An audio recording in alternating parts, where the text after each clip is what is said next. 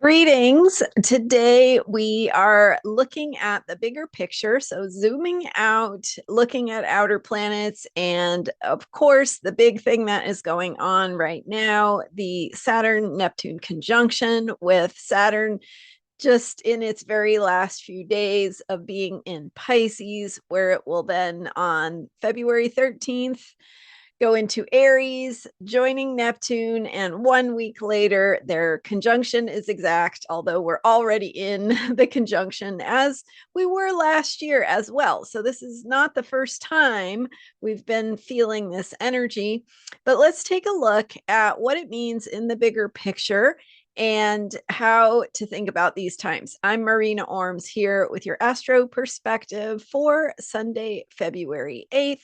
Today, the moon is in Scorpio, so we're having a Scorpio moon weekend. And depending on when you're watching this, thinking about this as a time of processing energy and information, the mood of the day, because the moon is the mood of the day. So the mood of the day has that deeper, watery vibe of moving energy below the surface and needing to connect with the truth. So we have that going on. And in the bigger picture, of course, we have these outer planets in a very unique alignment. Um, and when I say unique, we are talking about big, big historical cycles and even bigger than that. So, the big historical cycles, one of them we're looking at is outer planets in this double sextile arrangement. And in fact, the outer planets have only been discovered in 1781, 1860 something, and 1930. So we're really we're talking about a time period before we even knew that these planets existed. And with the bigger picture of those outer planets moving slowly as they do, these alignments take hundreds of years to come into place. So we're looking at an alignment of a sextile from Neptune to Pluto, and then another sextile from Uranus to Neptune, creating a trine from Uranus to Pluto.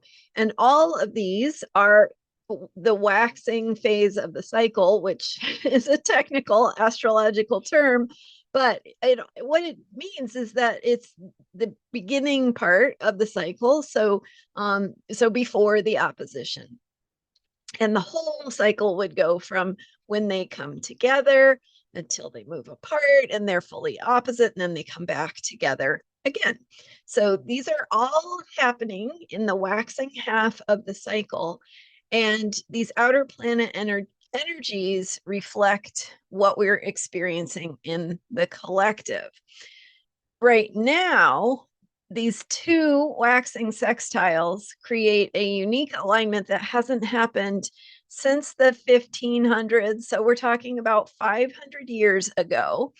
And not only that, but even when it happened 500 years ago, it wasn't exact the way it is now. It was 10 to 15 degrees of exact, but we're talking about right now in our times, these alignments coming within a half a degree of exact, all of the sextiles and trines at the same time.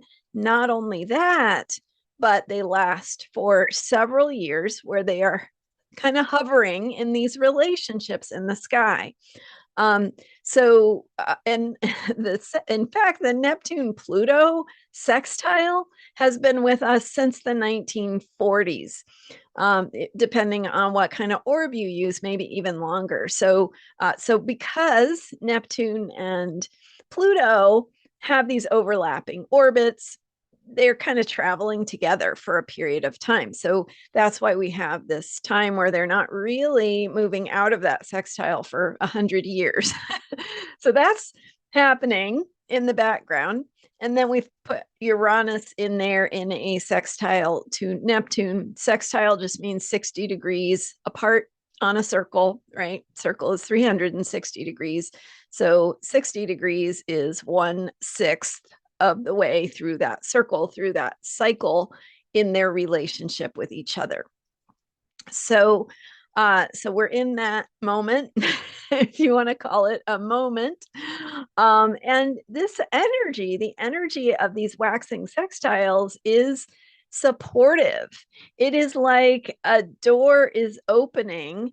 And of course, as always with the planetary energies, what we do with that is up to us. And we interact with the energies so they don't determine what's going to happen. What they do is they give us this quality of the time that we are in. And you can certainly see that we are in a time that has the quality of change, right? Shift and change, certainly. There's lots more we could dive into about the qualities of time that we're in. But that would be much longer presentation. So but thinking about these sextiles as a door opening, we can think about this as a moment of possibility. And as always with that possibility, it's what you do with it, right? So the door can be open, but you can just leave the door open, right? It's your choice whether you're going to walk through it or not, right? If there's something new possibility that is opening up, it's your decision about whether to seize it, about whether to work with this energy, about whether to kind of harness the possibilities, the winds of change, so to speak, and shape them to steer them in the direction you want them to go. So it's not just that the planets are determining things for us, it's that the planets are saying, hey, here's what is possible right now. How are you going to interact with that? So this is a very creative time if we choose to make the most of it, right? To be creative, we have to be creative. So now we come back to this Saturn-Neptune energy. So Saturn moves more quickly than those outer planets, and it just happens to be in 2025 and 2026 in its basically in its conjunction with Neptune. So it's coming together, joining up with outer planet Neptune, which is something that happens every about 36 years. But this time, the Saturn-Neptune conjunction is happening in the middle of this big waxing sextile alignment. So it's joining up with Neptune, which is in a sextile to Pluto, which Uranus is also in a sextile to Neptune and in a trine to Pluto. So we've got Saturn just happening to pass through the middle of this bigger alignment that's happening at this exact moment. And not only that, but Saturn and Neptune are having their conjunction at 0 degrees Aries. 0 degrees Aries is called the world point. It has to do with how bigger things happen in public awareness, in the collective, how things emerge into existence, kind of in the bigger picture of humanity.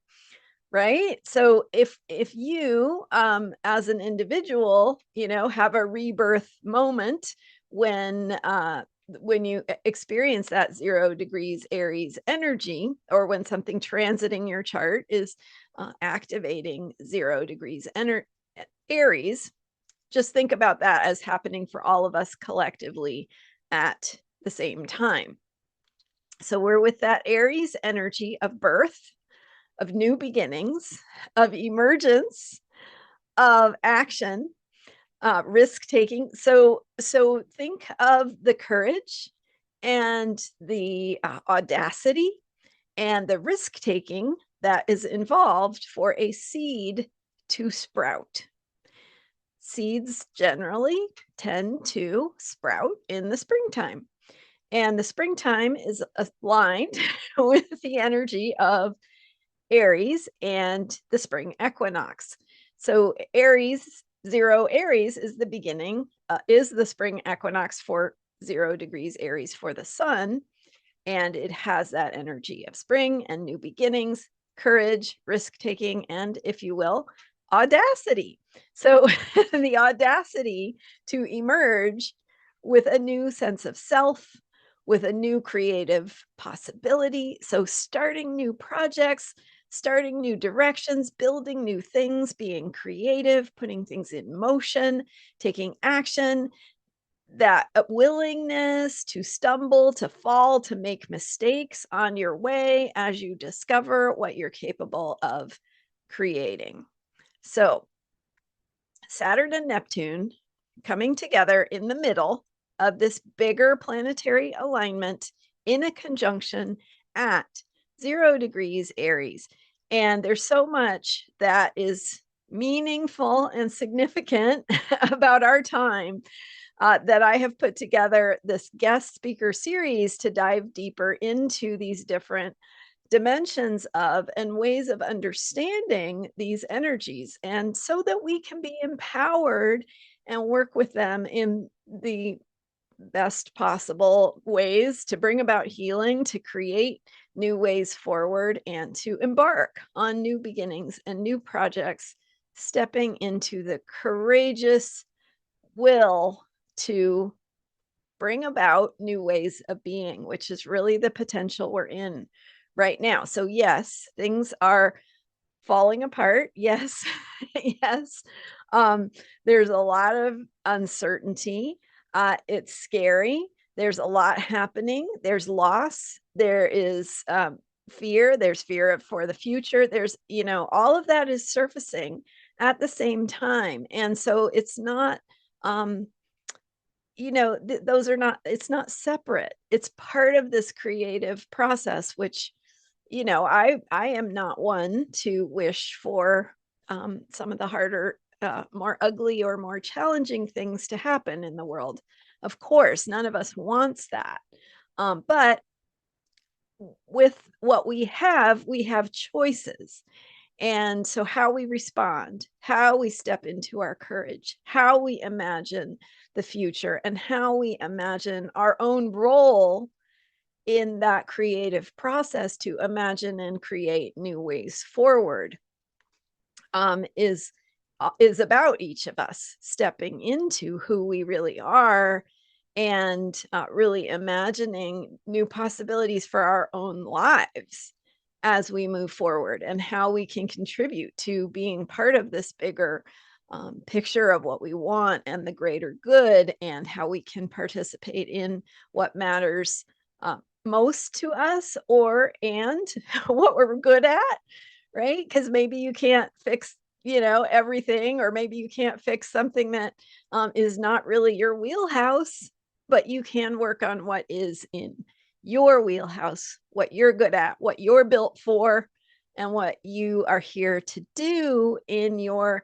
lifetime, because your soul's purpose, guess what? What you're feeling drawn and compelled to within is the same thing as what the world needs you to be. So it's that co-creation of how you step into being yourself more fully, and how that allows you to be who you need to be in the world, and do what the world needs you to do to become what the world can become. So I don't know how it's all going to go, right? That's not my wheelhouse, but what I do know is we can respond, and we can find our courage, and we can step into being our best selves. Some of that involves self-care. So you cannot be your best self if you are not caring for yourself and getting your own needs met. So you have to get your battery charged. You have to take care of yourself. You have to attend to your foundations, because that's what allows you to be your best self and be who the world needs you to be. So this Emergence series brings in amazing thinkers, people who really are thinking big picture, And so we've already had, as of when I'm recording this video, we've already had Celeste Brooks speak on finding your spark of courage, on what is happening in the world, how we can think about our own role within that, what kind of change might be coming, and how we can be part of making that change happen. Celeste just has an amazing mind with the ability to connect different world events with the astrology. So really, really cool. And then also Louise Eddington looking big picture with how this conjunction is part of a bigger pattern that happens every 2000 plus years. So about 2100 to 2200 years for an age, which, if you've heard of the age of Aquarius, we're kind of on the cusp right now. We're in the transition phase between the age of Pisces and the age of Aquarius. So an age lasts about 2100 to 2200 years. And Louise walks us through some work that she's done together with Kat Collette, looking at how we've had 3 full ages of over 2000 years each since the last Saturn-Neptune conjunction in Aries. Just, mind blowing. So you'll want to see that. And even if you are not an astrologer, I think you will just really appreciate how she speaks to the bigger picture and different world mythologies and how they view our times and this as a time of transition, what we might be on the brink of, how to navigate this time of transition, how to think about it. Really, really big picture, powerful stuff. So that's 2 speakers so far.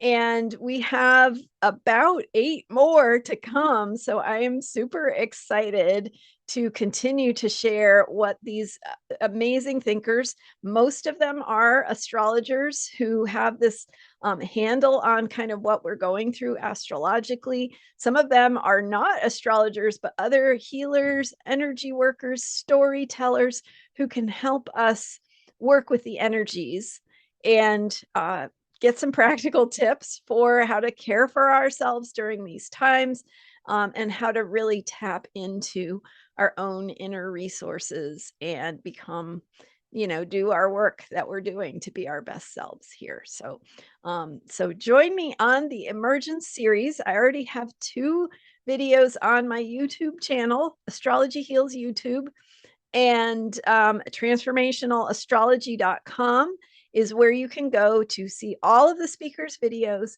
and sign up for early viewing of each video as it is released. So transformationalastrology.com, grab a free account, because then you'll get the notification for each new speaker as it comes out. And I am just humbled and grateful and so excited to be part of this. And thank you for sharing your thoughts and joining us on this amazing journey as we move through some pretty amazing times. Thanks for being here. Don't forget to go to transformationalastrology.com and hit the subscribe button here if you haven't already. I so appreciate your support, and I will see you next time with more astrology for unshakable self-care. I'm here every day. All right, see you next time.